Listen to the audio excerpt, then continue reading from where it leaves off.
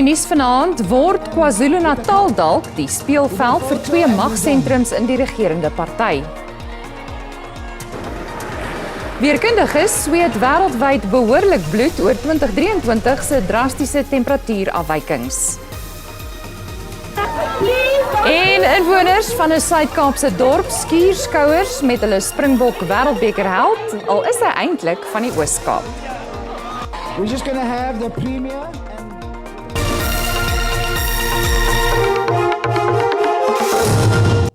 Goeienaand en welkom by die nuus om 6:30. Die slagordes is opgestel in die magstryd tussen die premier van KwaZulu-Natal, Nomusa Dube-Ncube, en die provinsiale ANC-voorsitter Siboniso Duma. Hoewel die ANC koue water probeer gooi op die bestaan van 2 magsentrums in die provinsie, vertel 'n video-opname van die Springbokke se oorwinningstoer in KwaZulu-Natal 'n ander storie.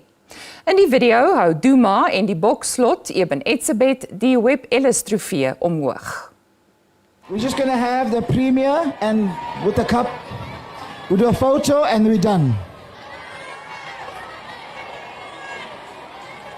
Okay, to the people of KwaZulu-Natal, eThekwini, that raise the trophy.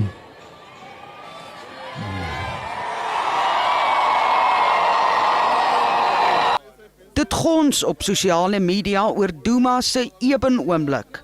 Die ANC Vroueliga het sy gedrag as betreurenswaardig bestempel. Maar die party se provinsiale sekretaris hou vol. Duma en Dube-Ncube het vooraf ooreengekom om die beker saam omhoog te hou. The premier also sent me a WhatsApp to clarify that we must not worry about this. It's not what is a true reflection of what has happened. Die premier sê sy is 'n sterk leier wat haar nie sal laat intimideer nie. I do not believe that I can be overshadowed. I think I'm a woman enough, I'm a strong enough, and I'm a leader enough, and I do not believe that any woman at any time need to feel overshadowed. Mtolo het op sy beurt die Vroueliga se verklaring gekritiseer. I seriously doubt they were genuine. I think they are in another program, but you are not surprised. There's a lot of a disruption the current leadership of the Women's League is doing in the province of KwaZulu-Natal. We are not worried about that. They won't mesh us. They can't mesh us, no matter how much they try. 'n Politieke ontleder reken die poppe kan dans tussen die twee. There is a trend that has been happening, and people who have been watching it with a keen interest are of the view that there is a looming power struggle between the two, which might then invoke the concept of the so-called 2 centers of power existing within the province of KwaZulu-Natal. Die ANC Vroueliga wou nie verder kommentaar lewer nie. Eskom se ondoeltreffende elektrisiteitsvoorsiening en logistieke uitdagings by Transnet kos die fiskus meer as 200 miljard rand. In verlede week se mediumtermyn begrotingsraamwerk het die nasionale tesourie 'n tekort van 57 miljard rand in verwagte inkomste aangemeld. Dit is hoofsaaklik as gevolg van winsgewendheid in die mynsektor wat gedaal het en hoër BTW terugbetalings. Die SAID sê die totale inkomste wat ingesamel is voor terugbetalings het met 4,5% gegroei vergeleke met dieselfde tyd verlede jaar. Die inkomstediens het egter 29 miljard rand meer as wat hy verwag het aan terugbetalings bestee. Dit is waarskynlik as gevolg van maatskappye se insetkoste wat toegeneem het met talle van hulle wat in alternatiewe energiebronne belê. Korporatiewe inkomstebelasting het met 36 miljard rand gedaal, hoofsaaklik as gevolg van 'n aansienlike afname in winsgewendheid in die mynsektor. Die sektor is grootliks beïnvloed deur beurtkrag asook lae kommoditeitspryse. Volgens die SAID-kommissaris sou die inkomste tekort tussen 20 en 25 miljard rand hoër gewees het as die SAID nie nakomingspogings aangewend het nie. Our estimate and estimate of various economists is that combined between Eskom and Transnet, the revenue loss, not the economic impact, just the tax revenue loss, is in excess of 200 billion rand. So it's not insignificant. And therefore, more than ever before, we need a focused effort to reconceptualize and to fix. This is no longer a Eskom problem or a Transnet problem. This is an energy problem and a logistics challenge. Intussen het die minister van Finansies aangekondig dat belastingmaatreëls ingestel sal word om 15 miljard rand in die volgende boekjaar in te samel. In addition to growing the tax base, as I said, additional revenue from the same base can come from two measures. The first is to increase rates. And we know, and the minister has said so, that's not a free choice because invariably when you raise rates, as we saw with the VAT from 14 to 15%, people actually hold on to their money and you risk compliance. So raising tax rates is easy in the short term, but it has a long-term challenge for South Africa. The second way that you can raise additional revenue is to run SARS more efficiently. Volgens kieswetter het vertroue in die SAID van sowat 48% in 2018 tot 66% toegeneem. Hy sê die houding teenoor nakoming het die afgelope 4 jaar van 66% tot 76,5% gegroei.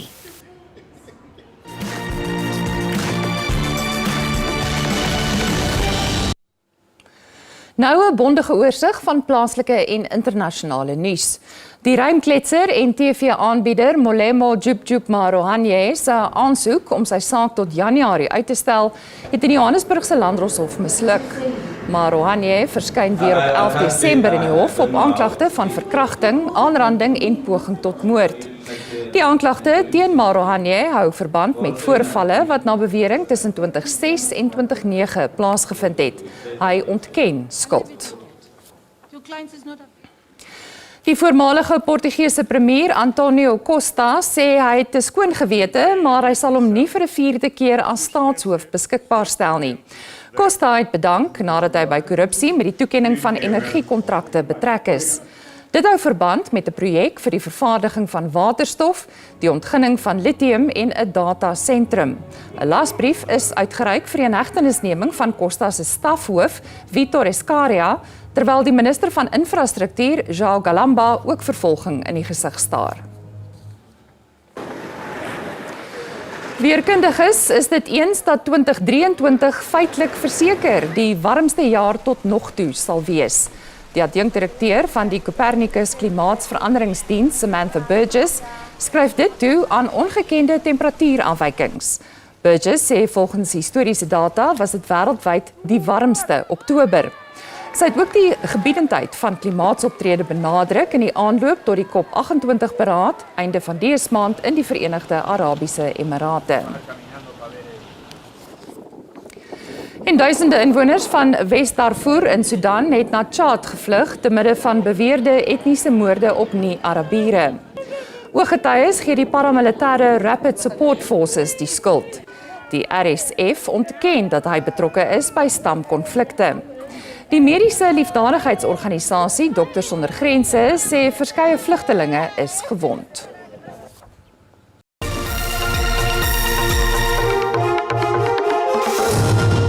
Ons gaan voort. Al hoe meer stemme gaan wêreldwyd op vir 'n humanitêre verposing in Gaza. Die buitelandse sakeministers van G7 lande het in Japan 'n gesamentlike verklaring 'n oproep gedoen om 'n humanitêre aanvalsonderbreking in Gaza. Volgens die Gaza-owerheid is meer as 10.500 inwoners van die gebied in die afgelope maand dood, van wie nagenoeg 40% kinders is. Die ministers het opnuut die Hamas-aanval op 7 Oktober veroordeel, waarin nagenoeg 1.400 Israeliese burgers dood is, en geëis dat gijslaars vrygelaat word. Hulle meen humanitêre ingryping is dringend nodig in Gaza. Onmiddellike ononderbroke humanitêre bystand moet toegelaat word, insluitend water, mediese sorg, brandstof, skuiling en toegang tot humanitêre hulpgewers. Die G7 steun 'n 2-staat-oplossing vir Palestina.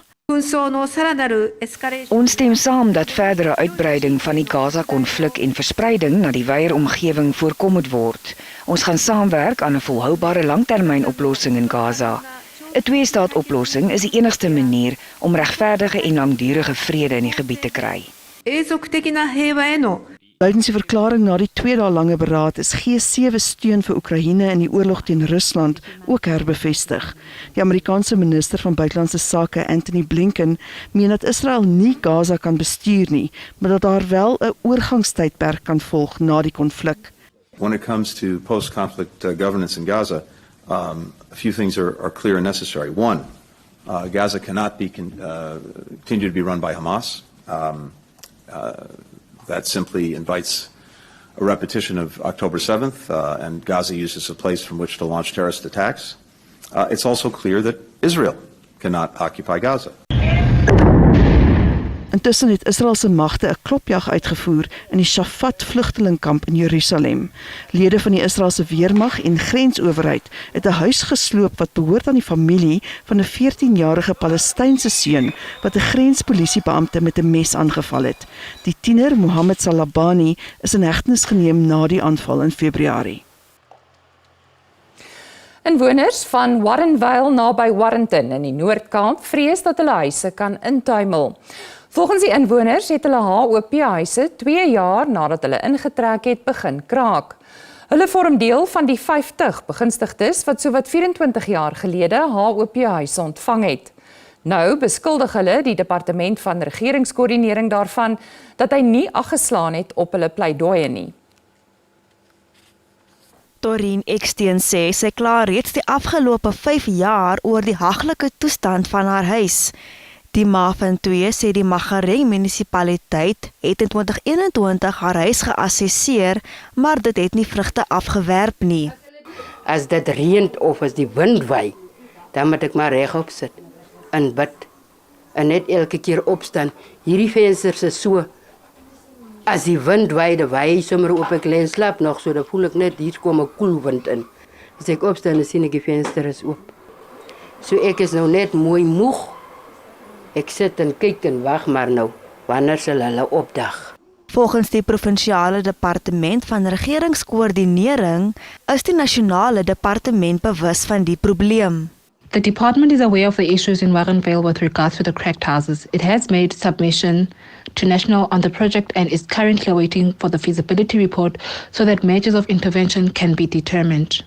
Terwyl die departement sloer, vrees inwoners dat hulle huise in die slag kan bly. Die Kirstenbosch Nasionale Botaniese Tuin in Kaapstad lewer ervarings wat lewenslange herinneringe skep en sy dienslewering is van hoogstaande gehalte. Daarom het World Luxury Travel die wêreldbekende tuin as die beste botaniese tuin in Afrika aangewys. Die toekenning gee erkenning aan wêreldwye bestemmings se toewyding en uitnemendheid. Die World Luxury Travel toekennings word deur die publiek tydens 'n openbare stemming bepaal. Bestemmings en instellings word in verskeie kategorieë beoordeel, onder meer internasionaal, op die vasteland of op streeksgrondslag. Duisende inheemse plantspesies word by die botaniese tuin tentoongestel om Suid-Afrika se ongelooflike biodiversiteit uit te lig. Kirstenbosch het in die verlede al toekennings vir van die beste toeristebestemmings ontvang. 'n toekenning soos dit is altyd belangrik vir ons, want dit beteken dat mense hoor dat daar iets fantasties is om te sien in Kaapstad en toekoms na ons tuin toe kom en so. So dis altyd belangrik vir die toeristiese sektor om pryse soos hierdie te wen. In die spogtuin is daar meer as 7000 inheemse plantspesies. Die bewaring daarvan is een van sy hoofprioriteite.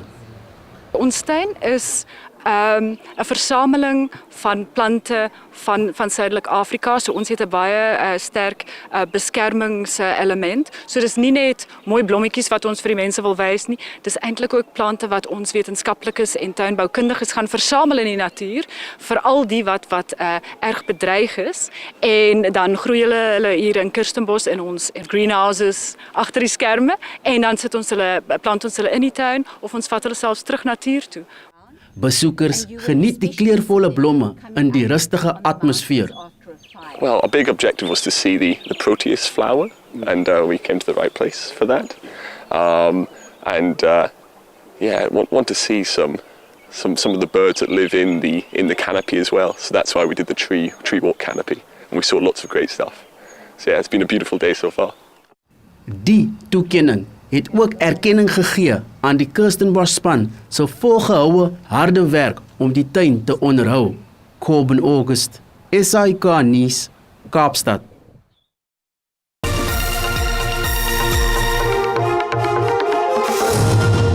En ons kyk nou na vandag se markaanwysers.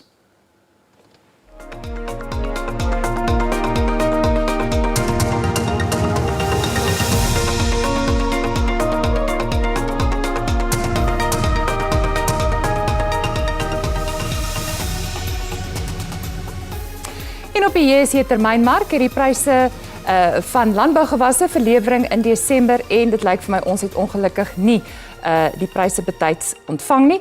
Bly gerus ingeskakel, ons het sportnuus net hierna.